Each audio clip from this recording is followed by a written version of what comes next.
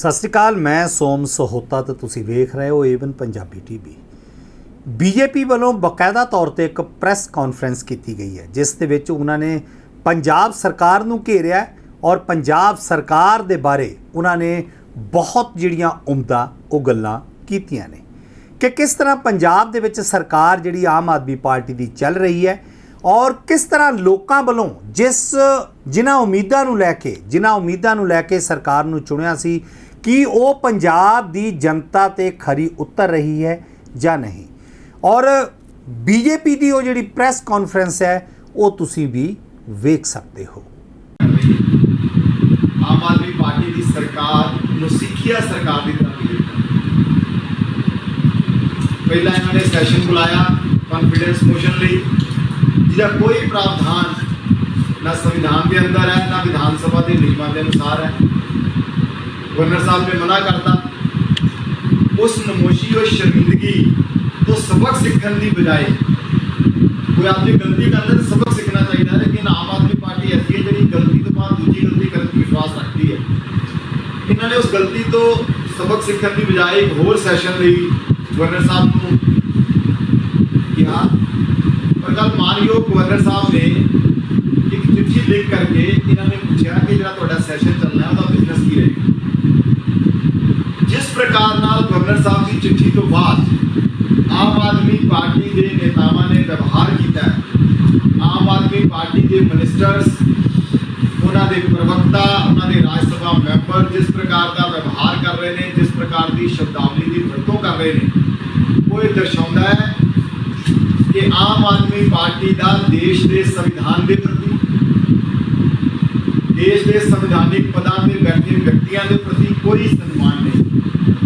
ये फोटो तो जरूर बाबा साहब अंबेडकर की लगाते हैं दफ्तर, लेकिन बाबा साहब के लिखे संविधान च इन्हां दा कोई विश्वास हरगिज भी नहीं है। और इन्हां दी कितनी सिंसैरिटी है पंजाब के सदन के बारे च, पंजाब की विधान सभा के बारे च मैं तुहानूं ट्वीट पढ़ के सुनाना चाहना है। पंजाब के सुपर सीएम राघव चड्ढा साहब का वो ट्वीट कह रहे हैं, चाहे चर्चा हो महंगाई पर या fabulous lives of Bollywood vibes पर। तुसीं ये देखो पंजाब के पवित्र सदन नूं जिथे पंजाब की जनता के हितां की गल होनी है, जिथे पंजाब के जनता के मुद्दों की गल होनी है, वो कहते भावें असीं बॉलीवुड वाइब्स की जिंदगी बारे गल करिए, गवर्नर साहब तुहाडा कोई मतलब नहीं बनता पुछण दा। राघव चड्ढा साहब पंजाबियों की खून पसीने की कमाई नाल सदन चलता है। पंजाब की विधान सभा पवित्र सदन है साडे लई, मंदिर गुरुद्वारे वांगू, और तुसीं किहो दी चर्चा करना चाहते हो और तुसीं चाहते हो कि तुहानूं किसी भी तरह की चर्चा की छूट दे रही है। ये माइंडसैट है आम आदमी पार्टी का विधान सभा के प्रति, देश के संविधान के प्रति। अज मिनिस्टर साहब ने मीटिंग की, अमन अरोड़ा जी ने प्रेस कॉन्फ्रेंस की, दूजे मंत्री साहब थोड़ी देर होर प्रेस कॉन्फ्रेंस करेंगे। मंत्री साहबान प्रेस कॉन्फ्रेंस करके जो गल्लां कह रहे हैं, मैनूं हैरानी हुंदी है कि आम आदमी पार्टी सरकार के मंत्री जो संविधान की सौं चुक के मंत्री बने ने, जो मानयोग राज्यपाल साहब के हथों सौं चुक के मंत्री बने ने, ना तो उन्होंने संविधान पढ़िया ना उन्होंने ये पढ़िया कि मंत्री होने के नाते उन्होंने फर्ज की ने। मैं आर्टिकल 163 पढ़ के सुनाना चाहना है पंजाब की जनता नूं, मुख्यमंत्री साहब नूं और उन्होंने मंत्रियों नूं कि आर्टिकल 163 की कहता है, संविधान की कहता है, बाबा साहब अंबेडकर का संविधान की कहता है। मैं सिर्फ सेकंड क्लॉज पढ़ना है, उसका बड़ा आर्टिकल है। सेकंड क्लॉज कहता है आर्टिकल 163 का, if any question arises whether any matter is or is not a matter as respects which the governor is by or under this constitution required to act in his discretion, शब्द दोहरा रहे हैं, act in his discretion, the decision of the governor in his discretion shall be final, and the validity of anything done by the governor shall not be called in question on the ground that he ought or ought not to have acted in his discretion। क्या राघव चड्ढा साहब ने article पढ़िया नहीं constitution का? संविधान की सौ चक्कन वाले अमन अरोड़ा साहब ने पढ़िया नहीं कि आर्टिकल 163 क्लॉज 2 मानयोग राजपाल साहब ਨੂੰ अधिकार ਦਿੰਦਾ ਹੈ, ਉਹਨਾਂ ਨੂੰ डिस्क्रिशन ਦਿੰਦਾ ਹੈ और ਉਹਨਾਂ ਦੀ ਉਸ डिस्क्रिशन ਨੂੰ ਕੋਈ ਚੈलेंज नहीं कर सकता। मैं हैरान है कि कैसी सरकार चल रही है, कौन है इन्होंने सलाहकार जो इन्होंने दसते नहीं है कि मानयोग राजपाल जी दी ताकत की ने। मैं तो अगे पढ़ के सुनाना चाहता, गवर्नर साहब ने भी मेंशन किया उसका। संविधान के दो होर आर्टिकल ने पढ़ लेने चाहिए मुख्यमंत्री साहब ਨੂੰ, ਉਹਨਾਂ ਦੇ ਸਾਰੇ ਮੰਤਰੀ ਸਾਹਿਬਾਨਾਂ ਨੂੰ ਜਿਹੜੇ ਰੋਜ਼ ਆ ਕੇ ਪ੍ਰੈਸ ਕਾਨਫਰੰਸਾਂ ਕਰਦੇ ਆ ਔਰ ਸਵਾਲ ਉਠਾਉਂਦੇ ਆ। ਆਰਟੀਕਲ 167 और आर्टिकल 168 कृपा करके पढ़ लो। ਜੇ ਤੁਸੀਂ ਨਹੀਂ ਪੜਨ ਦੇ ਸਮਰੱਥ ਹੋ ਤਾਂ ਆਪਣੇ ਕਿਸੇ ਲੀਗਲ ਐਡਵਾਈਜ਼ਰ ਨੂੰ ਬੁਲਾ ਕੇ ਪੁੱਛ ਲਓ। ਆਰਟੀਕਲ 167 ਕੀ ਕਹਿੰਦਾ ਹੈ? ਕੀ ਡਿਊਟੀਆਂ ਨੇ? Duties of the Chief Minister as respects the furnishing of information to the Governor. A duty है मुख्यमंत्री साहब दी। A. To communicate to the Governor of the state all decisions of the Council of Ministers relating to the administration of the affairs of the state and proposals for legislation. A duty है संविधान के मुताबिक मुख्यमंत्री दी कि जो भी फैसला उन्हां दी कैबिनेट करती है वो गवर्नर साहब नूं दसना है। Be to furnish such information relating to the administration of the affairs of the state and proposals for legislation as the governor may call for. बंदिश है मुख्यमंत्री साहब पे कि जो तुसी फैसला करते हो गवर्नर साहब नूं दसना है, जो तुसी तय करते हो गवर्नर साहब नूं दसना है। और ये कह रहे सी, मैं हैरान है, मुख्यमंत्री साहब कल कह रहे सी कि 75 साल ऐसा नहीं होया। बिल्कुल ऐसा नहीं होया, क्योंकि पिछले 75 साल तुहाडे वर्गी नलायक और मूर्ख सरकार भी नहीं आई जिन्होंने संविधान का ही पता नहीं है, जिन्होंने यही पता नहीं है कि पंजाब या कोई भी सूबा उसका कॉन्स्टिट्यूशनल हेड गवर्नर है। ते कोई भी ऑर्डर करते हैं की करते हैं गवर्नर साहब के नाम तो करते हैं ना। गवर्नर साहब का एड्रेस होंगे सदन की एड्रेस करते हैं गवर्नर साहब, मेरी सरकार ये करेगी और ये मेज थपथपाते हैं सारी काउंसिल। गवर्नर साहब कहते हैं मेरी सरकार ये करेगी और अगर संविधान के दिते अधिकार के अनुसार पूछ लेंगे ने कि भाई तुसीं जिहड़ा सैशन बुलाया दा बिजनेस की है मैनूं दस दिओ, ते कहंदे ने गवर्नर कौन हुंदा है पुछण वाला। की भाषा इन्होंने मानयोग राजपाल के साहब के बारे नहीं इस्तेमाल की। इसे करके मैं कह रहा ये अनारकिस्टां दा टोला है जिन्होंने ना संविधान की कोई परवाह है ना नियमां की कोई परवाह है। जो केजरीवाल कहे वही संविधान, जो राघव चड्ढा कहे वही नियम कानून। और जिहड़ी भाषा इन्होंने इस्तेमाल की है असीं उस भाषा को खारिज करते हैं, असीं उस भाषा की निंदा करते हैं। इन्होंने राजपाल साहब का अपमान नहीं किया, इन्होंने देश के संविधान का अपमान किया है। और मैं कहना चाहना मुख्यमंत्री साहब नूं, जिहड़ी ताकत संविधान ने तुहानूं दित्ती है, जिस संविधान ने तुहानूं शक्तियां दित्तियां, उसे ही संविधान ने मानयोग राजपाल साहब नूं भी शक्तियां दित्तियां। और वो शक्तियां क्यों दित्तियां, क्यों राजपाल साहब का पद संविधान च रखा गया? इस करके रखा गया क्योंकि उन्होंने खदशा सी कि तुहाडे वर्गे लोग कभी सत्ता च आ जाएंगे जो निर्कुंश हो जाएंगे, जिन्होंने लगेगा कि सदन में कोई भी चर्चा कर सकते हैं। मैं तुहानूं ट्वीट पढ़ के सुनाया राघव चड्ढा का कि राघव चड्ढे वर्गे और तुहाडे वर्गे लोग सदन च इहो जी चर्चा ना कर सकन, उन्हां दे उत्ते भी कोई अंकुश रहे। इसे करके ही राजपाल का पद और संविधान दी शक्तियां उन्होंने, इस करके संविधान का अपमान करने लई आम आदमी पार्टी के नेतावां नूं, सरकार के मंत्रियों नूं माफी मंगनी चाहिए है। राजपाल साहब का अपमान करने लई उन्होंने माफी मंगनी चाहिए है। और मैं फिर उस गल नूं दोहराउणा जिहड़ी असीं बार-बार कह रहे हैं, तुहानूं डर किस गल दा, किस गल दा डर है तुहानूं? अरे भाई तुसीं सैशन बुला रहे हो, वैसे तो जो सैशन बुला रहे हो, जो परंपरा है पंजाब की विधान सभा की, जो परंपरा तुसीं पुराने स्पीकर साहबान नूं पुछ लेना, जो सैशन बुलाया जाता है तो टेंटेटिव प्रोग्राम नाल जाता है, टेंटेटिव बिजनेस दी डिटेल्स नाल जांदियां ने कि क्यों सैशन बुला रहे हैं, की टाइम टेबल होएगा। तुसीं उस परंपरा का भी पालन नहीं किया। अगर तुहानूं डर की है दस्सण, सैशन बुला रहे हो, दसो कि ना मुद्दे ते सैशन बुला रहे हैं, चोरी क्यों रखना चाहते हो? ਇਹਦਾ ਮਤਲਬ ਤੁਹਾਡੇ ਮਨ ਦੇ ਅੰਦਰ ਪਾਪ ਹੈ। ਤੁਸੀਂ ਕਹਿਣਾ ਕੁਛ ਹੈ ਤੇ ਕਰਨਾ ਕੁਛ ਹੈ। ਤੁਸੀਂ ਜਿਹੜਾ ਆਪਣਾ ਏਜੰਡਾ ਹੈ ਝੂਠ ਫੈਲਾਉਣ ਦਾ, ਫਰੇਬ ਫੈਲਾਉਣ ਦਾ, ਕੇਜਰੀਵਾਲ ਦੇ ਏਜੰਡੇ ਨੂੰ ਪੂਰਾ ਕਰਨ ਲਈ ਵਿਧਾਨ ਸਭਾ ਦੇ ਪਵਿੱਤਰ ਸਦਨ ਦਾ ਦੁਰਉਪਯੋਗ ਕਰਨਾ ਚਾਹੁੰਦੇ ਹੋ। ਤੁਹਾਡੀ ਮਨਸ਼ਾ ਜਗ ਜ਼ਾਹਿਰ ਹੈ। ਇਸ ਕਰਕੇ ਭਾਰਤੀ ਜਨਤਾ ਪਾਰਟੀ ਫਿਰ ਤੋਂ ਆਪਣੇ ਸਟੈਂਡ ਨੂੰ ਰਿਟਰੀਵ ਕਰਦੀ ਹੈ ਕਿ ਪੰਜਾਬ ਦੀ ਵਿਧਾਨ ਸਭਾ ਦਾ ਪਵਿੱਤਰ ਸਦਨ ਝੂਠੇ ਪ੍ਰੋਪੇਗੰਡੇ ਲਈ ਇਸਤੇਮਾਲ ਨਹੀਂ ਕੀਤਾ ਜਾ ਸਕਦਾ। ਪੰਜਾਬ ਦੀ ਵਿਧਾਨ ਸਭਾ ਪੰਜਾਬ ਦੇ ਜਨਤਾ ਦੇ ਮੁੱਦਿਆਂ ਲਈ ਹੈ। ਤੁਹਾਨੂੰ ਡਰ ਕਿਸ ਗੱਲ ਦਾ? ਤੁਸੀਂ ਬੁਲਾਓ ਨਾ ਸੈਸ਼ਨ, ਪੂਰਾ ਸੈਸ਼ਨ ਬੁਲਾਓ।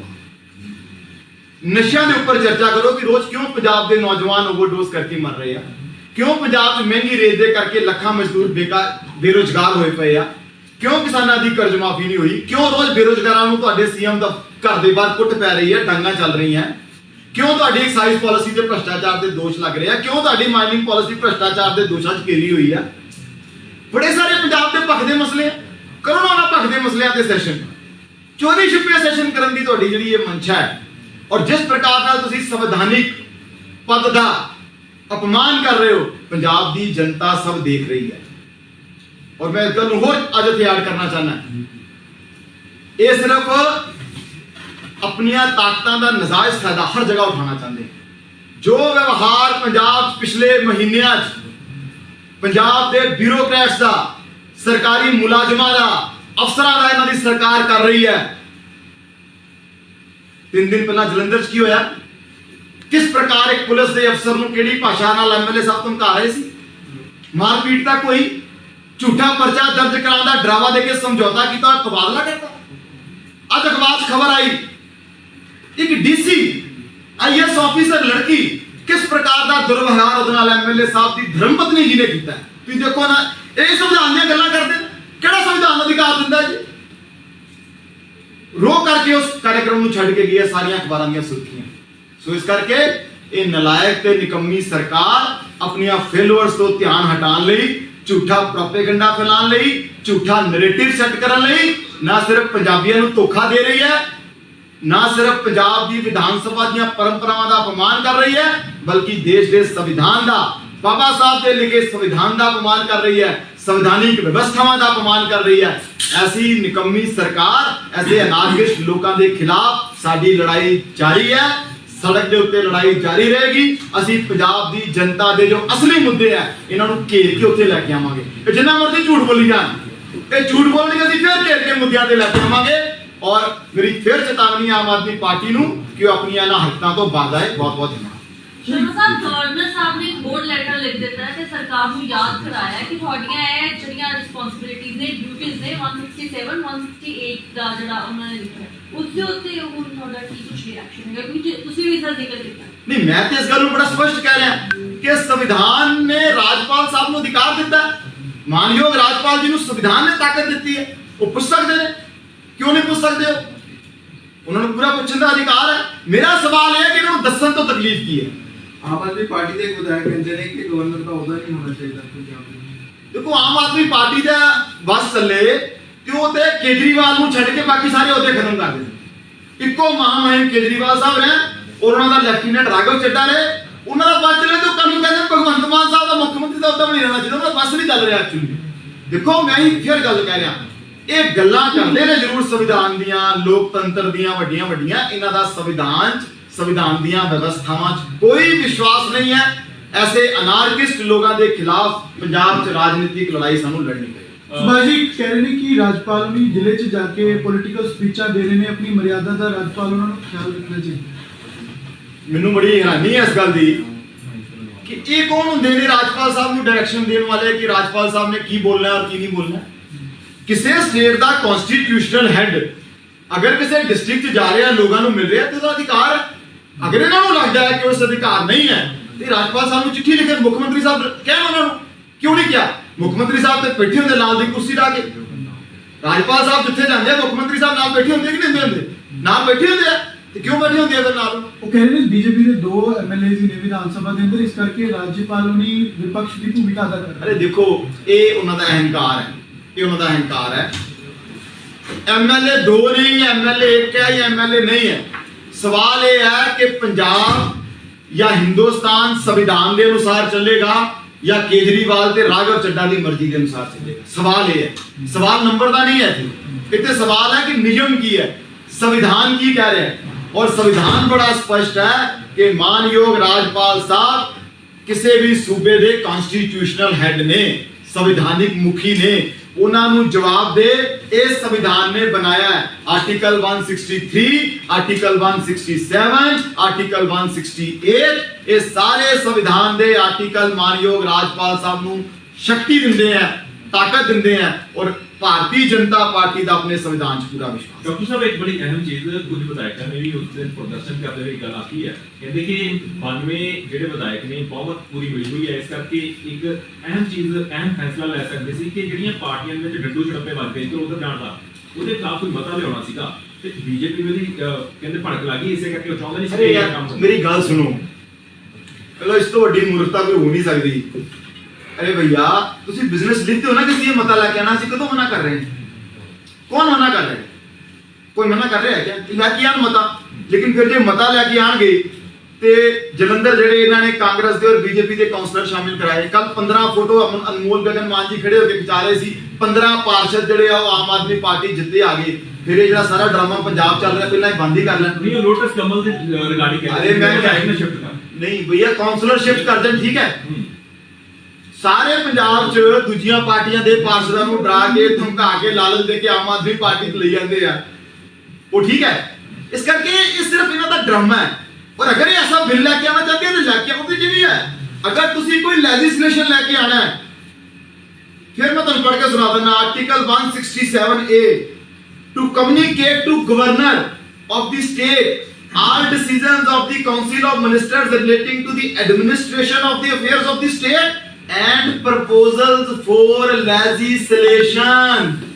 कोई भी legislation लेके आना ਉਹਦਾ proposal गवर्नर साहब ਨੂੰ ਭੇਜਣਾ है। इस संविधान में लिखा कि तुसी भेजना है। you are bound with the constitution, you are bound with article 167। भेजो ना गवर्नर साहब, वही तो कह रहे हैं, दसो करना की चाहते हो। सर ਤੁਹਾਨੂੰ ਵੀ ਲੱਗਦਾ ਹੈ ਕਿ ਆਮ ਆਦਮੀ ਪਾਰਟੀ ਕਿਉਂ ਜਿਹੜਾ ਹੈ ਕਿਉਂ ਬਿਜ਼ਨਸ ਦੱਸਣਾ ਨਹੀਂ ਚਾਹੁੰਦੀ ਹੈ ਕਿ ਫਿਰ ਫਲੋਰ ਟੈਸਟ ਵੀ ਕਰਵਾਉਣਾ ਚਾਹੁੰਦੇ ਨੇ? ਚੋਰ ਦਰਵਾਜ਼ੇ ਨਾਲ ਜਿਹੜੀ ਚੀਜ਼ ਸੰਵਿਧਾਨ 'ਚ ਹੈ ਨਹੀਂ, ਜਿਹੜੀ ਚੀਜ਼ ਵਿਧਾਨ ਸਭਾ ਦੇ ਨਿਯਮਾਂ 'ਚ ਹੈ ਨਹੀਂ, ਗਵਰਨਰ ਸਾਹਿਬ ਨੇ ਮਨਾ ਕਰਤਾ, ਉਹਨੂੰ ਚੋਰ ਦਰਵਾਜ਼ੇ ਨਾਲ ਕਰਨਾ ਚਾਹੁੰਦੇ ਨੇ। ਮੈਨੂੰ ਦੱਸੋ 92 ਐਮਐਲਏ ਦੀ ਸਰਕਾਰ ਕੋਈ ਚੋਰ ਦਰਵਾਜ਼ਾ ਲੱਭਦੀ ਪਈ ਹੈ ਕਾਹਦੇ ਲਈ? ਆਪਣਾ ਬਹੁਮਤ ਸਾਬਿਤ ਕਰਨਾ ਕਿ ਸਾਡਾ ਕੌਨਫੀਡੈਂਸ ਮੋਸ਼ਨ ਲੈ ਕੇ ਆਣਾ। ਭਾਈ ਤੁਸੀਂ 92 ਐਮਐਲਏ ਹੋ, ਰੋਜ਼ ਤੁਸੀਂ ਮੀਟਿੰਗਾਂ ਕਰਦੇ ਹੋ, ਕਾਹਦਾ ਕੌਨਫੀਡੈਂਸ ਮੋਸ਼ਨ ਲੈ ਕੇ ਆਣਾ? ਅਗਰ ਕੋਈ ਕੌਨਫੀਡੈਂਸ ਮੋਸ਼ਨ ਲਿਆਣਾ ਹੈ ਤੇ ਪੰਜਾਬ ਦੀ ਜਨਤਾ 'ਚ ਲੈ ਕੇ ਆਓ, ਜਿਨ੍ਹਾਂ ਨੇ ਤੁਹਾਨੂੰ ਨੋ ਕੌਨਫੀਡੈਂਸ ਮੋਸ਼ਨ ਦੇ ਦਿੱਤਾ। ਸੰਗਰੂਰ ਦੀਆਂ ਚੋਣਾਂ 'ਚ, ਲੋਕ ਸਭਾ ਦੀਆਂ 'ਚ ਜਿਹੜੀ ਉਪ ਚੋਣ ਹੋਈ ਹੈ, 4 ਮਹੀਨੇ ਬਾਅਦ ਸਰਕਾਰ ਦੇ ਮੁੱਖ ਮੰਤਰੀ ਸਾਹਿਬ ਦੇ ਘਰ ਦੀ ਸੀਟ ਤੋਂ ਪੰਜਾਬ ਦੇ ਲੋਕਾਂ ਨੇ ਨੋ ਕੌਨਫੀਡੈਂਸ ਪ੍ਰਗਟ ਕਰਤਾ ਹੈ ਸਰਕਾਰ ਦੇ ਪ੍ਰਤੀ। ਮੇਰਾ ਨਿਵੇਦਨ ਹੈ ਭਗਵੰਤ ਮਾਨ ਸਾਹਿਬ ਨੂੰ, ਕੋਈ ਕੌਨਫੀਡੈਂਸ ਲਿਆਣਾ ਹੈ ਤੇ ਪੰਜਾਬ ਦੀ ਜਨਤਾ 'ਚ ਲਿਆਓ ਕੰਮ ਕਰਨ ਲਈ। ਇਹ ਡਰਾਮਾ ਚੋਰ ਦਰਵਾਜ਼ੇ 'ਚੋਂ ਐਂਟਰੀਆਂ ਬੰਦ ਕਰੋ। ਦੱਸਿਆ ਜਾ ਰਿਹਾ ਹੈ ਕਿ ਮੁੱਖ ਮੰਤਰੀ ਦਿੱਲੀ ਜਾ ਰਹੇ ਨੇ ਤੇ ਕੱਲ ਗੁਜਰਾਤ ਜਾਣਗੇ ਮੁੱਖ ਮੰਤਰੀ। ਦੇਖੋ ਮੁੱਖ ਮੰਤਰੀ ਸਾਹਿਬ ਜਿਹੜੇ ਹੈ ਨਾ, ਉਹ ਕੇਜਰੀਵਾਲ ਸਾਹਿਬ ਦੇ ਕੰਡਕਟਰ ਨੇ। ਕੰਡਕਟਰ ਸਮਝਦੇ ਨਾ ਕੀ ਹੁੰਦਾ ਹੈ? ਕੰਡਕਟਰ ਵਾਲੀ ਸੀਟ ਤੇ ਬਹਿਣਾ ਉਹਨਾਂ ਨੇ। ਕੇਜਰੀਵਾਲ ਸਾਹਿਬ ਨੇ ਜਾਣਾ, ਖਰਚਾ ਪਾਉਣਾ ਹੈ ਪੰਜਾਬ ਦੇ ਜੁਮੇ। ਪੰਜਾਬ ਦੇ ਜੁਮੇ ਖਰਚਾ ਪਾਉਣਾ ਸੀ, ਕਢਾ ਕੇ ਦੇਖ ਲਓ। ਜਦੋਂ ਭਗਵੰਤ ਮਾਨ ਸਾਹਿਬ ਗੁਜਰਾਤ ਜਾਂਦੇ ਆ ਜਾਂ ਕਿਸੇ ਹੋਰ ਸੂਬੇ ਜਾਂਦੇ ਆ ਜਾਂ ਹਿਮਾਚਲ ਜਾਂਦੇ ਆ, ਕੇਜਰੀਵਾਲ ਦੇ ਨਾਲ ਜਾਂਦੇ ਆ। ਕੇਜਰੀਵਾਲ ਸਾਹਿਬ ਭਾਸ਼ਣ ਕਰਦੇ ਆ, ਚੋਣ ਪ੍ਰਚਾਰ ਕਰਦੇ ਆ, ਖਰਚਾ ਕਿਹਨੂੰ ਪੈਂਦਾ? ਪੰਜਾਬ ਨੂੰ, ਕਿਉਂਕਿ ਮੁੱਖ ਮੰਤਰੀ ਸਾਹਿਬ ਦਾ ਖਰਚਾ ਜਿਹੜਾ ਪੰਜਾਬ ਨੂੰ ਹੀ ਪੈਣਾ। ਤੇ ਭਗਵੰਤ ਮਾਨ ਦੇ ਹੈਲੀਕਾਪਟਰ 'ਚ, ਭਗਵੰਤ ਮਾਨ ਦੇ ਸਰਕਾਰੀ ਖਰਚੇ ਤੇ ਕੇਜਰੀਵਾਲ ਸਾਹਿਬ ਦੇ ਭਾਸ਼ਣ ਹੋਣੇ ਆ ਤੇ ਵਿਚਾਰੇ ਕੰਡਕਟਰ ਬਣ ਕੇ ਜਾਂਦੇ ਆ। ਅੱਛਾ, ਇਹਨਾਂ ਦੀ ਹਾਲਤ ਕੀ ਆ? ਆਪਣੇ ਸੂਬੇ 'ਚ ਤਾਂ ਬਾਹਰ ਨਾਲ ਲਟਕਾਇਆ ਹੋਇਆ ਸੀ ਇਹਨਾਂ ਨੇ। ਅੱਛਾ, ਤੁਸੀਂ ਲਟਕਾਇਆ ਸੀ ਕਿ ਨਹੀਂ ਲਟਕਾਇਆ ਸੀ? ਆਪਣੇ ਸੂਬੇ 'ਚ ਜਿੱਥੇ ਮੁੱਖ ਮੰਤਰੀ ਨੇ ਆਪਦੇ ਘਰ ਦੀ ਸੀਟ 'ਚ, ਜਿੱਥੋਂ ਐਮਪੀ ਰਹੇ ਨੇ, ਉੱਥੇ ਰੋਡ ਸ਼ੋਅ 'ਚ ਬਾਰੀ ਨਾਲ ਲੜਕੇ ਸੀ। ਤੇ ਗੁਜਰਾਤ ਕੀ ਕਰਨ ਜਾਣਾ ਇਹਨਾਂ ਨੇ? ਕੀ ਕਰਨ ਜਾਣਾ ਦੱਸੋ ਮੈਨੂੰ? ਪੰਜਾਬ 'ਚ ਰੋਜ਼ ਨਸ਼ਿਆਂ ਨਾਲ ਲੋਕ ਮਰ ਰਹੇ ਆ। ਪੰਜਾਬ ਦੀ ਬੁਰੀ ਹਾਲਤ ਆ, ਤਰਾਹੀ ਪੰਜਾਬ 'ਚ ਹੋਈ ਪਈ ਹੈ। ਤੁਸੀਂ ਗੁਜਰਾਤ ਤੁਰੇ ਫਿਰਦੇ ਹੋ।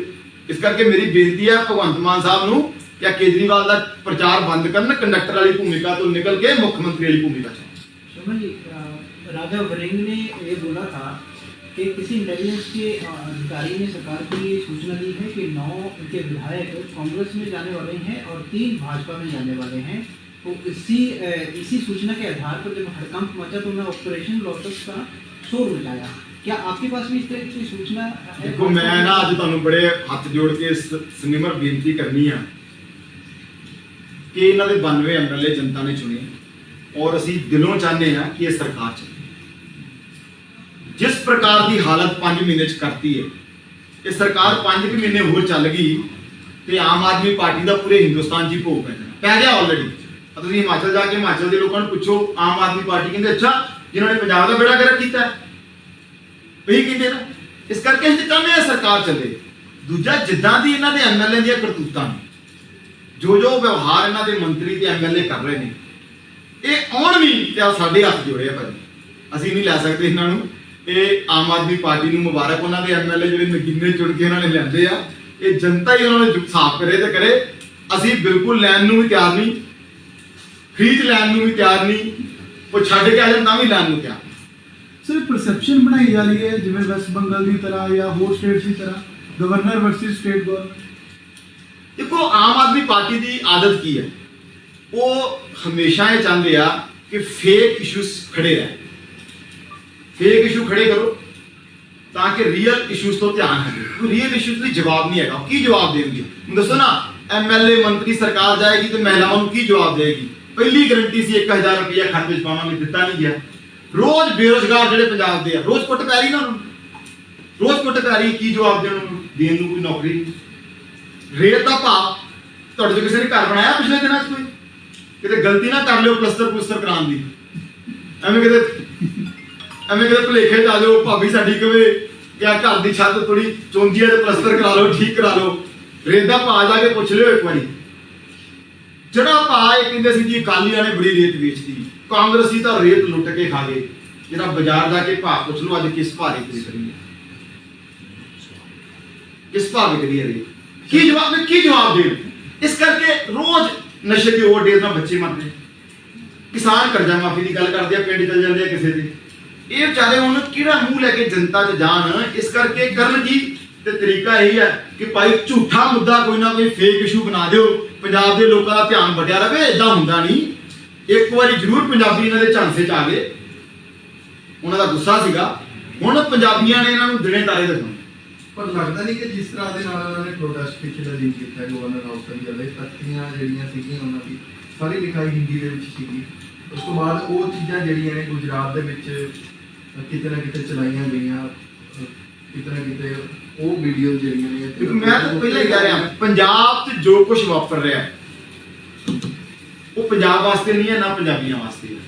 ਉਹ ਹੈਗਾ ਗੁਜਰਾਤ ਚੋਣਾਂ ਲਈ, ਉਹ ਹੈਗਾ ਹਿਮਾਚਲ ਦੀਆਂ ਚੋਣਾਂ ਲਈ, ਜਾਂ ਸੂਬੇ ਦੀਆਂ ਜਿੱਥੇ ਬਾਕੀ ਚੋਣਾਂ ਹਨ। ਸਾਰੀਆਂ ਹਿੰਦੁਸਤਾਨ ਦੀਆਂ ਅਖਬਾਰਾਂ 'ਚ ਐਡ ਆ ਰਹੀ ਹੈ, ਸਾਡਾ ਕੰਮ ਬੋਲਦਾ। ਸੁਣੀ ਤੁਸੀਂ? ਇੱਕ ਰੈਪ ਸੌਂਗ ਹੈ, ਜੋ ਗਾਣਾ ਹੀ ਚੰਗਾ ਰਿਕਾਰਡ ਕਰ ਲਓ ਯਾਰ, ਪਰ ਕੰਮ ਚੰਗਾ ਨਹੀਂ ਕੀਤਾ, ਘੱਟੋ ਘੱਟ ਗਾਣਾ ਚੰਗਾ ਰਿਕਾਰਡ ਕਰ ਲਓ। ਅੱਛਾ ਸੱਚੀ ਦੱਸੋ, ਸਾਡਾ ਕੰਮ ਬੋਲਦਾ, ਉਹ ਤੁਸੀਂ ਸੁਣਿਆ ਗਾਣਾ? ਸੁਣਿਆ? ਉਹਨੂੰ ਸੁਣ ਕੇ ਜਿਹੜਾ ਉਹਨੂੰ ਸੁਣ ਕੇ ਜਿੰਨੇ ਕਿਤੇ ਵੋਟ ਪਾਈ ਹੋਊਗੀ ਨਾ, ਉਹ ਵੀ ਸਿਰ ਨੂੰ ਹੱਥ ਮਾਰੂਗਾ ਕਿ ਤੇਰਾ ਭਲਾ ਹੋ ਜੀ, ਇਹਨਾਂ ਨੂੰ ਵੋਟ ਪਾ ਆਇਆ। ਪੰਜਾਬ 'ਚ ਤਾਂ ਮੈਂ ਦੱਸਾਂ, ਪੰਜਾਬ 'ਚ ਪਿਛਲੇ 1 ਹਫ਼ਤੇ ਸੈਰਾਡੋਨ ਦੀ ਗੋਲੀਆਂ ਦੀ ਸੇਲ 3 ਗੁਣਾ ਹੋ ਗਈ ਹੈ। ਡਿਪਰੈਸ਼ਨ ਦੀਆਂ ਦਵਾਈਆਂ ਦੀ ਸੇਲ ਵੱਧ ਗਈ। ਪਤਾ ਕਿਉਂ ਵੱਧ ਗਈ? ਲੋਕਾਂ ਜਿਹਨਾਂ ਨੂੰ ਵੋਟ ਪਾਈ ਸੋ ਡਿਪਰੈਸ਼ਨ 'ਚ ਲੱਗੇ ਗਾਣਾ ਸੁਣ ਕੇ, ਸਾਡਾ ਕੰਮ ਬੋਲਦਾ। ਅੱਛਾ ਉਹ ਕੰਮ ਬੋਲਦਾ ਸੁਣਾ ਨੂੰ ਰਹੇ ਗੁਜਰਾਤ 'ਚ, ਤਮਿਲਨਾਡੂ 'ਚ, ਮਹਾਰਾਸ਼ਟਰ 'ਚ, ਪੰਜਾਬ ਵਾਲਾ ਤੁਹਾਡਾ ਕੰਮ ਕੀ ਬੋਲਦਾ? ਤੁਹਾਡਾ ਕੰਮ ਤੇ ਬੋਲ ਰਿਹਾ, ਰੋਜ਼ ਵਿਚਾਰਾ ਕੋਈ ਨਾ ਕੋਈ ਅਫਸਰ ਕੁੱਟਿਆ ਜਾਂਦਾ ਹੈ, रोज कहीं ना कहीं की बेइज्जत करते हो, ये काम बोल रहा है आपको गाने पे इतराज है या फिर काम पे इतराज है? हाँ जी, आपको गाने पे इतराज है काम पे? तो मुझे तो इतराज है कि काम भी नहीं करते ते गाना भी चंगा नहीं रिकॉर्ड करते, तो घट्टो घट्ट गाने चंगा रिकॉर्ड कर लेंगे, एंटरटेनमेंट तो होंदी। गाना तुसीं सुनिया है ਤਾਂ ਇੱਕ ਦੋ ਲਾਈਨਾਂ ਤੁਸੀਂ ਲੱਗੋ ਬੱਤ ਸਾਨੂੰ ਤੇਰੀ ਗੱਲ ਤੁਹਾਨੂੰ ਵਧੀਆ गाना सुन के लोग अगे डिप्रेशन चले गए, मैं सुनाता और चल जाएंगे कि और चंगी गल करो। ਸਰ ਇਸ ਵੇਲੇ ਹਰਪਾਲ ਚੀਮਾ ਕਹਿ ਰਹੇ ਹੈਗੇ ਨੇ ਕਿ ਜਿੱਥੇ ਇੱਥੇ ਭਾਜਪਾ ਨੂੰ ਵੋਟ ਨਹੀਂ ਪਏ ਉੱਥੇ ਵਿਧਾਇਕ ਖਰੀਦਣ ਦਾ ਸਿਲਸਿਲਾ ਸ਼ੁਰੂ ਕਰ ਦਿੱਤਾ ਹੈ। ਤੁਸੀਂ ਮੈਨੂੰ ਇੱਕ ਗੱਲ ਦੱਸੋ, ਮੈਂ ਤੇ ਫਿਰ ਇਹ ਪਿਛਲੇ 10 ਦਿਨ ਤੋਂ ਇੱਕੋ ਹੀ ਗੱਲ ਦੜਾਉਂਦੇ ਆ। ਤੁਸੀਂ ਨਾ ਆਮ ਆਦਮੀ ਪਾਰਟੀ ਦੇ ਕਿਸੇ ਨੇਤਾ ਨੂੰ ਸਵਾਲ ਪੁੱਛੋ ਕਿ ਯਾਰ ਠੀਕ ਹੈ ਤੁਹਾਡੀ ਗੱਲ ਮੰਨ ਲਈ ਕਿ ਬੀਜੇਪੀ ਪੰਜਾਬ 'ਚ ਐਮਐਲਏ ਖਰੀਦਣਾ ਚਾਹੁੰਦੀ ਸੀ, ਭਾਈ ਕਿਹੜੇ ਨੰਬਰ ਤੋਂ ਕਾਲ ਆਈ ਸੀ ਦੱਸਿਆ ਇਹਨਾਂ ਨੇ? ਕਿੰਨੇ ਦਿਨ ਹੋ ਗਏ ਜੀ? ਪਹਿਲੀ ਪ੍ਰੈਸ ਕਾਨਫਰੰਸ ਕਿਤਨ ਕੀਤੀ ਸੀ ਚੀਮਾ ਸਾਹਿਬ ਨੇ, ਯਾਦ ਹੈ ਤੁਹਾਨੂੰ? ਮੈਨੂੰ ਯਾਦ ਹੈ 14 ਨੂੰ ਕੀਤੀ ਸੀ ਮੇਰੇ ਖਿਆਲ, ਹੈਨਾ? 14 ਨੂੰ। ਅੱਜ ਕਿੰਨੀ ਤਰੀਕ ਹੈ? 24। ਨਹੀਂ ਅੱਜ 24 10 ਦਿਨ ਹੋ ਗਏ 10 ਦਿਨਾਂ 'ਚ ਇਹ ਨਹੀਂ ਦੱਸ ਸਕੇ ਕਿ ਕਿਹੜੇ ਨੰਬਰ ਤੋਂ ਕਾਲ ਆਈ ਸੀ। ਠੀਕ ਹੈ ਜੀ 10 ਦਿਨਾਂ 'ਚ ਇਹ ਨਹੀਂ ਦੱਸ ਸਕੇ ਕਿ ਕਿਹੜੇ ਬੰਦੇ ਨੇ ਕਾਲ ਕੀਤੀ ਸੀ। ਇੱਕੋ ਹੀ ਰਾਤ ਸਵਾਲ ਪੁੱਛੋਗੇ ਪੰਜਾਬ ਤੇ ਪਹੁੰਚ ਜਾਣਗੇ ਗੋਆ, ਸਵਾਲ ਪੁੱਛੋਗੇ ਪੰਜਾਬ ਤੇ ਪਹੁੰਚ ਜਾਣਗੇ ਮਹਾਰਾਸ਼ਟਰ, ਪਹੁੰਚ ਜਾਣਗੇ ਮੱਧ ਪ੍ਰਦੇਸ਼। ਇਹ ਪੰਜਾਬ ਦੀ ਗੱਲ ਹੀ ਨਹੀਂ ਕਰਦੇ। ਮੈਂ ਫਿਰ ਪੁੱਛਣਾ ਚਾਹੁੰਦਾ, ਪੁਆਇੰਟਡਲੀ ਪੁੱਛਣਾ ਚਾਹੁੰਦਾ 3 ਸਵਾਲ ਫਿਰ ਕਿ ਤੁਸੀਂ ਇਹ ਗੱਲ ਕਹੀ ਕਿ ਸਾਡੇ ਐਮਐਲਏਜ਼ ਨੂੰ ਫੋਨ ਆਏ ਔਰ ਉਹਨਾਂ ਨੇ ਲਾਲਚ ਦਿੱਤਾ 25 ਕਰੋੜ ਰੁਪਇਆ ਖਰੀਦਣ ਦਾ। ਕਿਹੜੇ ਨੰਬਰਾਂ ਤੋਂ ਫੋਨ ਆਏ ਉਹ ਨੰਬਰ ਜਨਤਕ ਕਰ ਦਿਓ। ਦੂਸਰਾ ਸਵਾਲ ਪੁਆਇੰਟਡਲੀ ਇਹਨਾਂ ਦੇ ਕੁਝ ਲੋਕਾਂ ਨੇ ਕਿਹਾ ਜੀ ਅਸੀਂ ਤਾਂ ਮਿਲੇ ਨਹੀਂ ਆ। ਇੱਕ ਪ੍ਰਵਕਤਾ ਨੇ ਕਿਹਾ ਜੀ ਸਾਡੇ ਕੋਲ ਰਿਕਾਰਡਿੰਗ ਹੈ, ਆਡੀਓ ਵੀ ਤੇ ਵੀਡੀਓ ਵੀ। ਕਿੱਥੇ ਮਿਲੇ ਤੇ ਕਿਹਨੂੰ ਮਿਲੇ ਇਹ ਜਨਤਕ ਕਰ ਦਿਓ, ਆਡੀਓ ਤੇ ਵੀਡੀਓ ਜਨਤਕ ਕਰ ਦਿਓ। ਮੈਂ ਤੀਜਾ ਸਵਾਲ ਪੁੱਛਣਾ, ਹਰਪਾਲ ਚੀਮਾ ਜੀ ਨੇ ਤਾਂ ਪੈਸੇ ਵੀ ਗਿਣ ਲਏ, ਆਪਦੇ ਪੈਸੇ ਦੇਖੋ ਗਿਣ ਨਹੀਂ ਜਾਂਦੇ ਇਹਨਾਂ ਕੋਲ, ਗਿਣੇ ਜਾਂਦੇ ਆ। ਕੇਜਰੀਵਾਲ ਸਾਹਿਬ ਨੇ ਕਿਹਾ ਵੀ 54,000 ਕਰੋੜ ਰੁਪਇਆ ਸਾਲ ਦਾ। ਮੈਂ ਤੁਹਾਨੂੰ ਇੰਟਰਵਿਊ ਸੁਣਾ ਦੂੰਗਾ, ਕਿਹਾ ਸੀ ਨਾ एक्साइज तो ते माइनस चो मैंने सारा हिसाब लगा लिया है 54,000 करोड़ रुपया आएगा साल का। कहते सी ना वो 54,000 करोड़ गिनया नहीं गया। हुण 12,000 करोड़ का कर्जा ले लिया, गए सी वर्ल्ड बैंक तो और लाए 1200 का। ठीक है, लेकिन इन्होंने पैसे गिन ले, कितने पैसे गिने 1375 करोड़ रुपया गिन भी लिया। इन्हां दे प्रवक्ता ने मेरे नाल टीवी डिबेट च किया कि जी सानू पता है बीजेपी के किहड़े लीडर दे घर पैसे पए। ये भी क्या न्यूज़ 18 ਨਾਲ डिबेट सी ਕੱਢ के देख लेना ਉਹਦੇ ਖਿਲਾਫ ਕੀ ਕਾਰਵਾਈ ਕੀਤੀ। ਬਈ ਤੁਹਾਨੂੰ ਪਤਾ ਹੈ ਪੈਸੇ ਕਿੰਨੇ, ਤੁਹਾਨੂੰ ਪਤਾ ਹੈ ਪੈਸੇ ਕਿੱਥੇ ਪਏ ਆ, ਉਹਦੀ ਕੀ ਕਾਰਵਾਈ ਹੋਈ। ਚਲੋ ਇਹ ਸਾਨੂੰ ਨਹੀਂ ਦੱਸਣਾ, ਕੋਈ ਗੱਲ ਨਹੀਂ, ਬੜੀ ਸੀਕ੍ਰੇਟ ਹੈ ਨਾ ਜੀ। ਤੁਸੀਂ ਆਪਣੀ ਪੁਲਿਸ ਨੂੰ ਦੱਸਿਆ ਹੋਊਗਾ, ਡੀਜੀਪੀ ਸਾਹਿਬ ਨੂੰ ਮਿਲ ਕੇ ਆਏ ਹੋ, ਤੁਹਾਡੀ ਸਰਕਾਰ ਹੈ। ਐਫਆਈਆਰ ਹੋਈ ਵੀ ਕਿੰਨੇ 9 ਦਿਨ ਤਾਂ ਹੋ ਗਏ, 9 ਦਿਨ ਐਫਆਈਆਰ ਹੋ ਗਏ, ਹਜੇ ਤੱਕ ਤੁਹਾਨੂੰ ਇਹੀ ਨਹੀਂ ਪਤਾ ਲੱਗਿਆ ਕਾਲ ਕਿੱਥੋਂ ਆਈ ਸੀ। अरे भाई कोई फोन तो कॉल करता है तो पुलिस ਲਈ ਤਾਂ 15 ਮਿੰਟ ਦਾ ਕੰਮ ਹੈ, ਪਤਾ ਲੱਗ ਜਾਣਾ ਕਿੱਥੋਂ ਆਈ ਸੀ, ਕਿੰਨੇ ਕੀਤੀ ਸੀ। ਇੱਕ ਇਦਾਂ ਦੀ ਰਿਕਾਰਡਿੰਗ 2015 ਦੇ ਵਿੱਚ ਵੀ ਮੈਂ ਦੱਸਣ ਲੱਗਾ ਨਾ, ਹੁਣ ਇਹ ਕਿਉਂ ਨਹੀਂ ਆ ਰਹੀ। ਇੱਕ ਵੀ ਬੰਦੇ ਨੂੰ ਪਿਛਲੇ 9 ਦਿਨ ਤੁਸੀਂ ਦੱਸੋ, ਇੱਕ ਵੀ ਪ੍ਰੈਸ ਕਾਨਫਰੰਸ ਵਿਜੀਲੈਂਸ ਬਿਊਰੋ ਨੇ ਕੀਤੀ, ਇੱਕ ਵੀ ਪ੍ਰੈਸ ਕਾਨਫਰੰਸ ਕਿਸੇ ਇਨਵੈਸਟੀਗੇਟਿੰਗ ਆਫੀਸਰ ਨੇ ਕੀਤੀ ਕਿ ਜੀ ਐਡਾ ਵੱਡਾ ਕ੍ਰਾਈਮ ਹੋ ਗਿਆ, 1375 ਕਰੋੜ ਰੁਪਈਆ ਆਇਆ ਹੈ, ਏਡੀ ਚੁਣੀ ਹੋਈ ਕ੍ਰਾਂਤੀਕਾਰੀਆਂ ਦੀ, ਇਨਕਲਾਬੀਆਂ ਦੀ ਸਰਕਾਰ ਨੂੰ ਗਿਰਾਉਣ ਦੀ ਸਾਜ਼ਿਸ਼ ਹੋ ਗਈ ਤੇ 9 ਦਿਨ ਬੀਤ ਗਏ ਤੇ ਇਹਨਾਂ ਦੇ ਡੀਜੀਪੀ ਨੇ, ਇਹਨਾਂ ਦੇ ਐਸਐਸਪੀ ਨੇ, ਇਹਨਾਂ ਦੇ ਵਿਜੀਲੈਂਸ ਦੇ ਡਾਇਰੈਕਟਰ ਨੇ ਕੋਈ ਇੱਕ ਪ੍ਰੈਸ ਕਾਨਫਰੰਸ ਹੀ ਕਰ ਦਿੰਦੇ। ਚਲੋ ਕੋਈ ਇੱਕ 2 ਲਾਈਨਾਂ ਦਾ ਪ੍ਰੈਸ ਨੋਟ ਹੀ ਦੇ ਦਿੰਦੇ ਜੀ ਕਾਰਵਾਈ ਚੱਲ ਰਹੀ ਹੈ ਜੀ, ਇਨਕੁਆਇਰੀ ਚੱਲ ਰਹੀ ਆ, ਆ ਪ੍ਰੋਗਰੈਸ ਹੈ। ਦੇਣੀ ਚਾਹੀਦੀ ਸੀ, ਨਹੀਂ ਦੇਣੀ ਚਾਹੀਦੀ ਸੀ? ਹੁਣ ਦੱਸੋ ਦੇਣੀ ਚਾਹੀਦੀ, ਦਿੱਤੀ ਇਹਨਾਂ ਨੇ। ਸਾਰਾ ਝੂਠ ਦਾ ਕਾਰੋਬਾਰ ਹੈ। ਇਹ ਜਿੰਨੇ ਮਰਜ਼ੀ ਰੌਲਾ ਪਾਈ ਜਾਣ, ਇਹ ਰੋਜ਼ ਕਹਿਣਗੇ ਅਸੀਂ ਰੋਜ਼ ਪੁੱਛਾਂਗੇ ਨਾਮ ਦਿਓ, ਅਸੀਂ ਰੋਜ਼ ਪੁੱਛਾਂਗੇ ਨੰਬਰ ਦਿਓ, ਅਸੀਂ ਰੋਜ਼ ਪੁੱਛਾਂਗੇ ਤੁਹਾਡੀ ਪੁਲਿਸ ਦੀ। ਦੇਖੋ ਜਾਂ ਤਾਂ ਇਹਨਾਂ ਦੀ ਪੁਲਿਸ ਨਕੰਮੀ ਹੈ, ਦੋ ਹੀ ਕਾਰਨ ਹੈ, ਤੇ ਜਾਂ ਕੇਸ ਝੂਠਾ ਹੈ। अगर केस सच्चा है और सचमुच फोन आए हैं तो फोन करने वाले उन तक जेल के अंदर होने चाहिए। अगर सचमुच पैसे आए हैं तो पैसे उन तक रिकवर हो जाने चाहिए। जिदे घर पैसे पे उत्ते परचा हो जाना चाहिए। मैं आज फिर पूछना चाहना है मुख्यमंत्री साहब ਨੂੰ, जो गृह मंत्री भी ने और डीजीपी ਨੂੰ, कि पिछले 9 ਦਿਨਾਂ एडे ਵੱਡੇ क्राइम ਦੀ ਜਿਹੜਾ ਤੁਹਾਡੀਆਂ ਨਜ਼ਰਾਂ 'ਚ ਬਹੁਤ ਵੱਡਾ ਕੰਮ ਹੈ, ਉਹਦੇ ਤੁਹਾਡੀ ਕੀ ਪ੍ਰੋਗਰੈਸ ਹੈ, ਪੰਜਾਬ ਦੀ ਜਨਤਾ ਜਾਣਨਾ ਚਾਹੁੰਦੀ ਹੈ। 2015 ਦੇ ਮਾਮਲਾ ਇਸ ਤਰ੍ਹਾਂ ਦਾ ਹੀ ਸੀਗਾ। 2015 ਵੀ ਡਰਾਮਾ ਸੀ। ਆਪਦੇ ਬੰਦਿਆਂ ਨੂੰ ਇਹਨਾਂ ਨੇ ਚਿੱਪ ਦੇਤੀਆਂ ਕਿ ਉਹਨਾਂ ਨੂੰ ਕਿਹਾ ਵੀ ਬਾਰਡਰ ਤੇ ਚਲੇ ਜਾਓ ਤੇ ਬਾਰਡਰ ਤੇ ਜਾ ਕੇ ਫੋਨ ਕਰ ਲੈਣਾ। ਸੇਮ ਡਰਾਮਾ ਇਹਨਾਂ ਨੇ ਹੁਣ ਕੀਤਾ ਹੋਊਗਾ। ਅਸੀਂ ਇਸੇ ਵੀ ਕਹਿ ਰਹੇ ਹਾਂ ਤੁਸੀਂ ਹਾਈ ਕੋਰਟ ਦੇ ਜੱਜ ਤੋਂ ਇਨਕੁਆਇਰੀ ਕਰਾਓ, ਜਾਂ ਮੈਂ ਤੁਹਾਨੂੰ ਗਰੰਟੀ ਨਾਲ ਕਹਿਣਾ ਇਹਨਾਂ ਤੋਂ ਬੰਦੇ ਵੀ ਨਾ ਪਤਾ ਲੱਗੇ, ਤੁਸੀਂ ਜੱਜ ਸਾਹਿਬ ਨੂੰ ਇਨਕੁਆਇਰੀ ਦੇ ਦਿਓ, ਚਿੱਠੀ ਲਿਖਣਾ ਮੁੱਖ ਮੰਤਰੀ ਸਾਹਿਬ। ਅੱਛਾ ਅਸੀਂ ਕਿਹਾ ਹਾਈ ਕੋਰਟ ਤੋਂ ਕਰਾਣੀ ਹੈ, ਚੀਮਾ ਸਾਹਿਬ ਦੁਪਹਿਰੇ ਕਹਿੰਦੇ ਸੁਪਰੀਮ ਕੋਰਟ ਤੋਂ ਕਰਾਓ। ਭਾਈ ਕਰਾਉਣੀ ਕਿੰਨੇ ਆ, ਜਦੋਂ ਕਰਾਉਣੀ ਹੈ ਸਾਡੇ ਵੱਲੋਂ ਸੁਪਰੀਮ ਕੋਰਟ ਸਾਹਿਬ ਕਰਾਓ, ਲਿਖੋ ਚਿੱਠੀ। ਮੈਂ ਫਿਰ ਚੌਥੀ ਦੇ ਨਾਲ ਪਾਲ ਚੀਮਾ ਔਰ ਮੁੱਖ ਮੰਤਰੀ ਨੂੰ ਹਾਈ ਕੋਰਟ ਤੋਂ ਕਰਾਓ, ਸੁਪਰੀਮ ਕੋਰਟ ਤੋਂ ਕਰਾਓ, ਲਿਖੋ ਨਾ ਚਿੱਠੀ ਸੁਪਰੀਮ ਕੋਰਟ ਨੂੰ। ਅਸੀਂ ਨਹੀਂ ਕਹਿ ਰਹੇ, ਤੁਸੀਂ ਕਹਿ ਰਹੇ ਸੁਪਰੀਮ ਕੋਰਟ ਤੋਂ ਕਰਾਓ, ਲਿਖੋ ਚਿੱਠੀ। ਹਾਈ ਕੋਰਟ ਦੇ ਜੱਜ ਤੋਂ ਇਨਕੁਆਇਰੀ ਕਰਾਓ, ਸੁਪਰੀਮ ਕੋਰਟ ਦੇ ਜੱਜ ਤੋਂ ਇਨਕੁਆਇਰੀ ਕਰਾਓ, ਉਹ ਪਤਾ ਤਾਂ ਲੱਗੇ। ਨਹੀਂ ਕਰਾਉਣੀ ਤੁਹਾਡੀ ਪੁਲਿਸ ਹੀ ਦੱਸ ਦੇ ਤਾਂ ਵੀ ਮੰਨ ਲਾਂਗੇ। ਚਲੋ ਡਾਕਟਰ ਸਾਹਿਬ ਕੱਲ ਪ੍ਰਧਾਨ ਸਾਹਿਬ ਦੀ ਮੁਲਾਕਾਤ ਹੋਈ ਕੈਪਟਨ ਅਮਰਿੰਦਰ ਸਿੰਘ ਦੇ ਨਾਲ ਸਿਸਵਾ ਫਾਰਮ ਹਾਊਸ ਤੇ, ਕੀ ਚਰਚਾ ਹੋਈ ਹੈ, ਕਿਸ ਤਰੀਕੇ ਨਾਲ ਪਾਰਟੀ ਅੱਗੇ ਲੱਗਣਾ? ਦੇਖੋ ਕੈਪਟਨ ਅਮਰਿੰਦਰ ਸਿੰਘ ਜੀ ਪੰਜਾਬ ਦੀ ਰਾਜਨੀਤੀ ਦੇ ਬੜੇ ਵੱਡੇ ਨੇਤਾ ਨੇ ਔਰ ਉਹ ਭਾਰਤੀ ਜਨਤਾ ਪਾਰਟੀ ਚ ਆਏ ਨੇ। ਭਾਰਤੀ ਜਨਤਾ ਪਾਰਟੀ ਦੀ ਤਾਕਤ ਬਹੁਤ ਵਧੀ ਹੈ ਕੈਪਟਨ ਸਾਹਿਬ ਦੇ। ਔਰ ਕੱਲ ਅਸੀਂ ਗਏ ਸੀ ਪ੍ਰਧਾਨ ਸਾਹਿਬ ਦੀ ਅਗਵਾਈ 'ਚ 4-5 ਲੋਕ ਔਰ ਕੈਪਟਨ ਸਾਹਿਬ ਨਾਲ ਸਾਡੀ ਲੰਬੀ ਮੀਟਿੰਗ ਹੋਈ ਹੈ। ਪੰਜਾਬ ਦੇ ਜੋ ਪੋਲੀਟੀਕਲ ਸਿਨੈਰੀਓ ਹੈ ਤੇ ਵੀ ਚਰਚਾ ਹੋਈ, ਕਿਵੇਂ ਪਾਰਟੀ ਨੂੰ ਹੁਣ ਪੰਜਾਬ 'ਚ ਮਜ਼ਬੂਤ ਕਰਨਾ ਹੈ, ਕਿਵੇਂ ਪਾਰਟੀ ਨੂੰ ਅਸੀਂ ਤਿਆਰ ਕਰਨਾ ਹੈ ਆਮ ਆਦਮੀ ਪਾਰਟੀ ਦੀ ਇਸ ਨਲਾਇਕ ਔਰ ਨਿਕੰਮੀ ਸਰਕਾਰ ਨਾਲ ਲੜਨ ਲਈ। ਇਹ ਸਾਰੀ ਗੱਲਾਂ ਕੈਪਟਨ ਸਾਹਿਬ ਨਾਲ ਕੰਮ ਇੱਕ ਹਰਪਾਲ ਜੀ ਕਹਿ ਰਹੇ ਕਿ ਪੰਜਾਬ ਦੇ ਲੋਕਾਂ ਨੇ ਰਾਜਪਾਲ ਨੂੰ ਨਹੀਂ ਲਗਾਇਆ, ਪੰਜਾਬ ਦੇ ਲੋਕਾਂ ਨੇ ਸਰਕਾਰ ਚੁਣੀ ਹੈ, ਰਾਜਪਾਲ ਨੂੰ ਦਿੱਲੀ ਨੇ ਲਗਾਇਆ। ਹਰਪਾਲ ਚੀਮਾ ਜੀ ਨੂੰ ਪੁੱਛੋ ਕਿ ਹਰਪਾਲ ਚੀਮਾ ਜੀ ਤੁਹਾਨੂੰ ਸਹੁੰ ਕਿਵੇਂ ਚੁਕਾਈ? ਡਾਕਟਰ ਸਾਹਿਬ ਇਹ ਇੱਕ ਮਿੰਟ ਨੂੰ ਜਵਾਬ ਦੇ ਲੈਣ ਦਿਓ। ਇਸ ਸਰਕਾਰ ਨੂੰ ਸ਼ਪਥ ਕਿਹਨੇ ਦਿਲਾਈ ਸੀ? ਕਿਹਨੇ ਦਿਲਾਈ ਸੀ ਸ਼ਪਥ? ਤੁਸੀਂ ਦੱਸੋ ਜੀ, ਕਿਹਨੇ ਦਿਲਾਈ ਸੀ ਸ਼ਪਥ? ਗਵਰਨਰ ਸਾਹਿਬ ਨੇ ਦਿਲਾਈ ਸੀ। ਹਿੰਦੁਸਤਾਨ ਦੇ ਲੋਕਾਂ ਨੇ, ਮੈਂ ਦੁਹਰਾ ਰਿਹਾ, we the people of India, ਸੰਵਿਧਾਨ ਦੀ ਪਹਿਲੀ ਲਾਈਨ ਕੀ ਹੈ? We the people of India. Hindustan ਦੇ ਲੋਕਾਂ ਨੇ ਸਰਵਸੰਮਤੀ ਦੇ ਨਾਲ 26 ਜਨਵਰੀ 1952 ਨੂੰ ਬਾਬਾ ਸਾਹਿਬ ਅੰਬੇਦਕਰ ਦੁਆਰਾ ਰਚਿਤ ਸੰਵਿਧਾਨ ਸਵੀਕਾਰ ਕੀਤਾ ਹੈ। ਇਹ ਸੰਵਿਧਾਨ ਕਾਗਜ਼ ਦਾ ਟੁਕੜਾ ਨਹੀਂ ਹੈ ਹਰਪਾਲ ਚੀਮਾ ਜੀ, ਇਹ ਸੰਵਿਧਾਨ ਕੋਈ ਕਿਤਾਬ ਵੀ ਨਹੀਂ ਹੈ। ਇਹ ਸੰਵਿਧਾਨ ਫ੍ਰੀ ਲੀਫ ਆਯੁਰਵੈਦਿਕ ਆਇਲ 125 ਬਿਮਾਰੀਆਂ ਦਾ ਸੰਪੂਰਨ ਇਲਾਜ, ਜਿਵੇਂ ਗਠੀਆ, ਸਰਵਾਈਕਲ, ਮਾਈਗ੍ਰੇਨ ਅਤੇ ਸਰੀਰ ਵਿੱਚ ਕਿਸੇ ਵੀ ਕਿਸਮ ਦੀ ਦਰਦ ਕਿਉਂ ਨਾ ਹੁੰਦੀ ਹੋਵੇ, ਇੱਥੋਂ ਤੱਕ ਕਿ ਬਲੌਕੇਜ ਦੇ ਨਾਲ ਬਣੀਆਂ ਕਈ ਬਿਮਾਰੀਆਂ ਦਾ ਇੱਕੋ ਇੱਕ ਇਲਾਜ ਹੈ ਫ੍ਰੀ ਰਿਲੀਫ ਆਯੁਰਵੈਦਿਕ ਆਇਲ, ਯਾਨੀ ਕਿ 125 ਬਿਮਾਰੀਆਂ ਦਾ ਸੰਪੂਰਨ ਇਲਾਜ। ਫ੍ਰੀ ਰਿਲੀਫ ਵਿਜ਼ੀਲੈਕਸ weight ਲੂਜ਼, ਮੋਟਾਪੇ ਤੋਂ ਪਰੇਸ਼ਾਨ ਹੋਣ ਦੀ ਜ਼ਰੂਰਤ ਨਹੀਂ, ਵਜ਼ਨ ਘਟਾਓ ਤੇ ਖੁਸ਼ ਹੋ ਜਾਓ।